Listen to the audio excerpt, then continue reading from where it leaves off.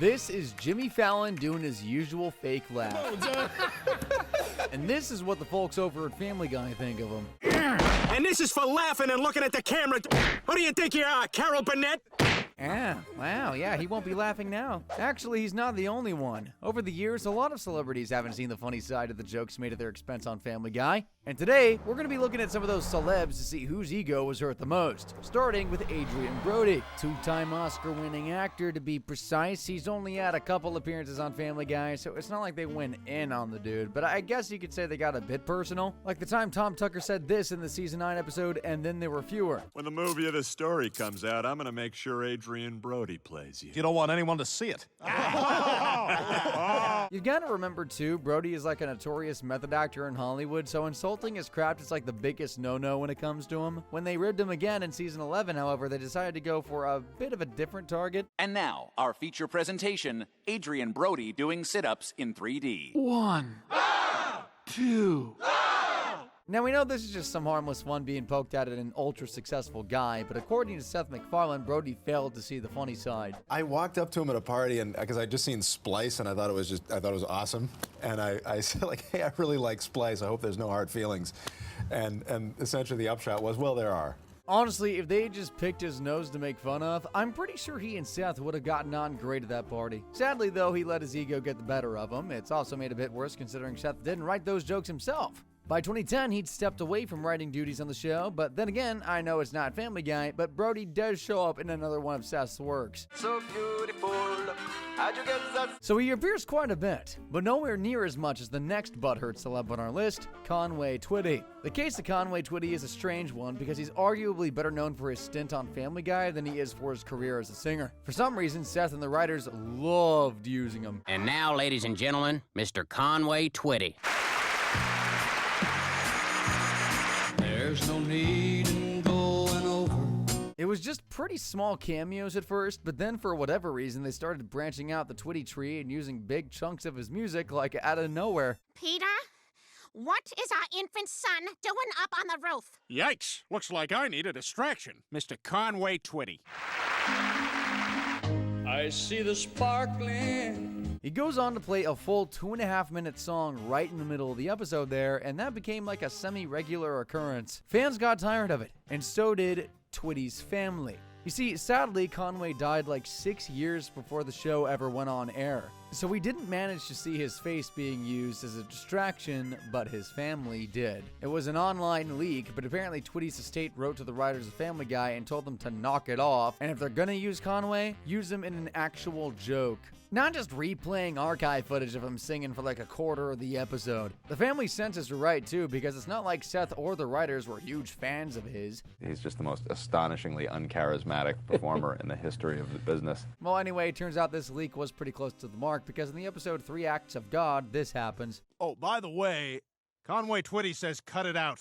Just write a joke. And that was the end of the Twitty jokes, kind of. They do flash back to the full song episode, and a few of his songs are mentioned here and there, but there are no big Conway cutaways anymore. If it wasn't for his family acting on his behalf and the fact the show literally agreed to knock it off, this would be a lot higher for sure. But for now, ladies and gentlemen, Twitty's had his turn. Now it's time for the curious case of John Goodman. I know that the whole nature of Family Guy's comedy is that nothing's really off limits, so like anyone, good or bad, is in the firing line. But it does make you wonder why the writers pick their targets, especially in the case of John Goodman. In real life, he seems to be a well-liked good guy. He's the voice of Sully, for crying out loud. But on Family Guy, he's constantly roasted. A bit like this turkey he won't share with his family. Please, Daddy. When I'm finished, you can have what's left. There's never any left. Happy Thanksgiving! And nearly 10 years later, they still haven't given up on the John Goodman hate train. Like, did John run over Seth's dog or something? You see, my wife thinks I'm an idiot. She's always making me feel small and insignificant. John Goodman's heartbeat. My inside left boob's stomach did that thing again. You mean your heart? I don't know about any of that, but I think I should eat something.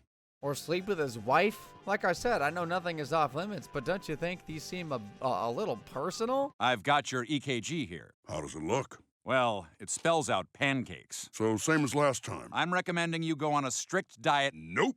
Horses that make it look like I can walk, Take me to Hollywood.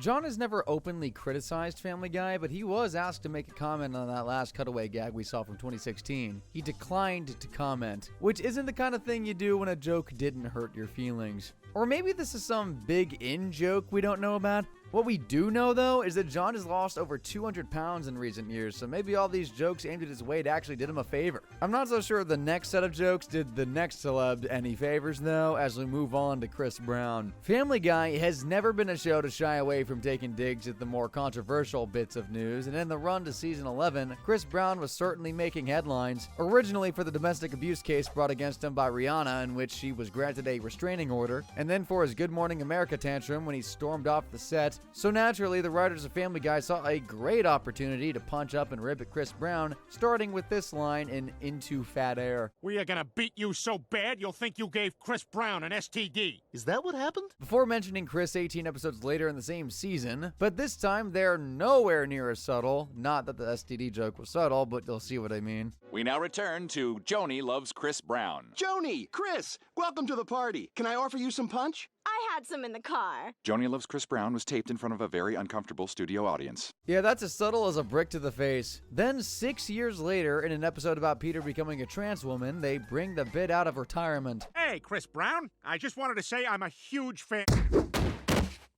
This is just gonna make me listen more.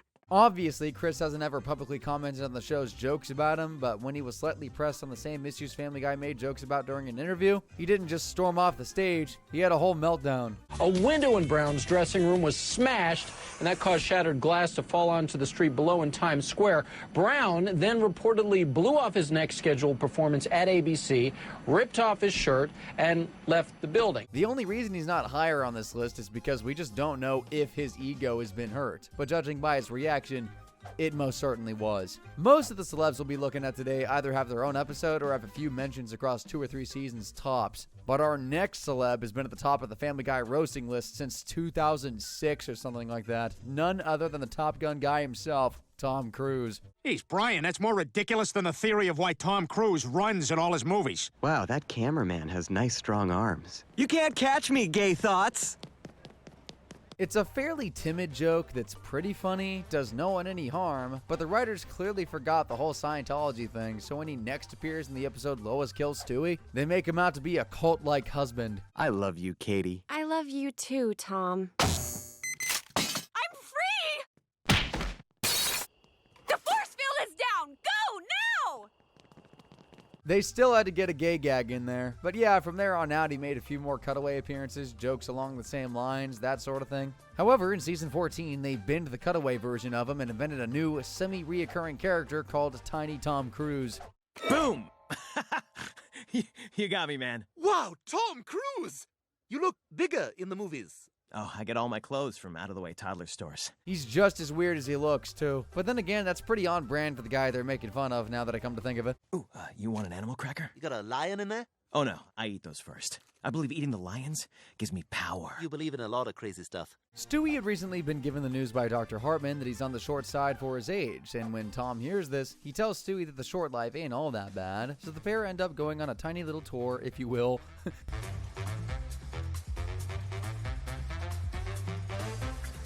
They even go clubbing together. I'll give you guys one guess as to what type of club they end up going to.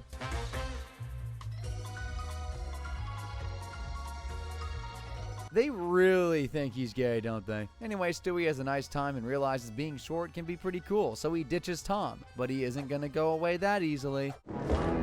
If you think you're getting away from me, you've got a crazy laugh coming, friend. So to get rid of his little problem, Brian helps Stewie box Tom, and I don't mean in the ring. Gotcha! All right, off to Zappos with him. Hello, friend. Hey, Tom. It's been a couple weeks. Considering he's appeared multiple times in the show, you'd think Tom would have been asked about the jokes made about him on Family Guy, especially after the stuff at South Park. But no, he has never come out and publicly commented on it. However, in 2019, Seth said that the team over at Family Guy had reached out to Tom and his people to try and get him to actually be the voice of Tiny Tom Cruise. Obviously, as you heard, he politely declined the offer, but Seth followed up by mentioning that Tom said, "The only real joke here is that you're not tall and I'm not tall." He might have been kidding, but it seemed like a fairly decent comeback for all the the years he's been a punching bag on the show. You could understand an uptight actor might be getting a little upset about a few jokes like that, but what about a comedian? Surely they'd understand the nuance the Family Guy writers are going for. Well, that was not the case for Rachel Bloom, who took a little offense to the season 17 episode Married with Cancer. Basically, Brian's on his usual crusade to find the one, but by now he's kind of become an uncool pickup artist, so he's kind of struggling. Hey, might I Pinterest you in a drink .0? Geez, that stuff was out of date in 2014. It doesn't stop Brian, though. He continues to plow on, speaking to any woman who will give him a drop of attention, before he finally lands on a girl called Jess, and they actually get on pretty well. If you can call it music. Oh my god, we were grumpy and bitter at the same time. I like you, Brian. You actually say what's on your mind. But just as things are going great, Jess hits him with this bombshell. I've been diagnosed with non-Hodgkin's lymphoma. Oh my god, I thought I smelled cancer. Still want to go back to my place? Sounds great. She keeps seeing Brian, but her cancer begins to progress rapidly, and she's not got long left. And Jess always dreamed of being married, doesn't think her dream will come true, while up steps Brian. Everything goes to plan, they tie the knot, but as soon as they say I do, one of Jess's doctors bursts through the church door with some surprising news. Meaning Jess is going to live. Yep. Her cancer's in remission. So now Brian has a fully fledged wife. You'd think he'd be overjoyed, but as you just saw, this is like his worst nightmare. Because as much as he liked Jess, he just wanted to be seen as the white knight swooping in to do the noble thing for a dying woman. Now he's just left with a regular woman. The excitement has gone out of it for him. Oh, and without her cancer treatments and all that stuff, Jess also starts putting on a little weight and becomes a little gassy. The doctors say it's the most incredible recovery they've ever seen because of Brian's love. And medicine. He begins to resent her so much, from the way she walks to the way she eats. A crazy ex-girlfriend sings this hilarious song. Uh-huh. But the other guy she wanted to impress, the one who created the social media app, so now he's not into her either. Uh-huh.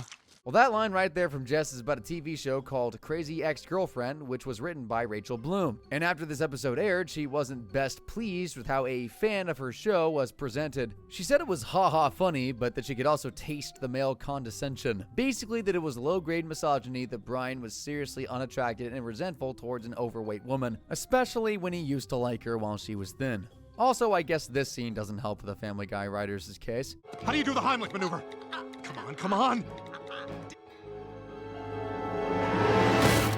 I think the whole thing being from Brian's perspective, who is written as a misogynistic jerk most of the time, kind of softens it though. Pretty sure the writers were trying to show us that he's an awful person. Not that they actually think women who look the way Jess does aren't capable of being loved. Either way, like I said at the start, you'd think a comedian like Bloom would get that. Now, believe it or not, there has actually been an instance where someone has been mad at Family Guy for something that wasn't even about them. It comes in the season 8 episode Extra Large Medium when Chris goes on a date with a girl called Ellen, who's got Down syndrome, and she lets this bit of personal info slip. So what do your parents do? My dad's an accountant, and my mom is the former governor of Alaska. I know it's a little dated, and we've had 3 other governors of Alaska since her, but that's obviously a joke about Sarah Palin, who has a son called Trig, and he's also got Down syndrome. Upon hearing that little aside, Palin went straight to Facebook and called the episode another kick in the gut, while labeling the Family Guy writers as cruel. She took the same take when appearing in an interview alongside Bill O'Reilly. This world is full of cruel, cold-hearted people who would do such a thing. But for once, Seth didn't take this public bashing lying down. He appeared on Real Time with Bob Maher to defend his show, the joke itself, and to talk about the actor that played Ellen. What Sarah Palin, I think, was doing was coming out and saying, I'm here to defend you. Right. And what Andrea, the actress, had said was, you know, this is, I don't need this. I love my life. I'm very happy. The actor he's talking about is Andrea Friedman, who herself has Down syndrome. And when she heard about Palin's outrage, she made sure to hit back and defend Seth and the show. She basically said, I don't need you to use this you know, piece of cartoon footage to inspire phony pity for me, because I'm very happy and very content with my life. In other words, Palin wasn't really annoyed that she or her son were brought into the equation, but more so worried for the well-being of the actor who gave her voice to Ellen. And all the fake outrage and sanctimony did was belittle Andrea, who was just doing something she loved and thought was funny. It was basically saying Sarah Palin has no sense of humor. Family Guy has flown pretty close to the sun on a number of occasions when it comes to making jokes. And you'd think they'd have been taken to court by now over defamation of character, slander, or maybe even something like copyright infringement. Sounds like fun. Hey, so much fun it should be illegal. Like copyright infringement. See you at the game, Joel! Ha! Well, no. Disney didn't take them to court, and if they did, they'd only be suing themselves as they own Fox now. It's actually the legendary comedian Carol Burnett who tried to sue Fox thanks to Family Guy. And it's all because of the episode Peterotica, where Quagmire takes the guys to an X-rated store. Wow, you usually expect these places to be dirty. Carol Burnett works part-time as a janitor. Carol was on screen for what, 5 seconds? Well, it doesn't matter because the real Carol was outraged that they'd used her likeness without permission and instantly sued Fox after the episode aired. There were a few other things in the lawsuit like publicity rights, but the main thing she filed for against Fox was copyright infringement, as the character they drew her as was a specific character that she created called Charwoman.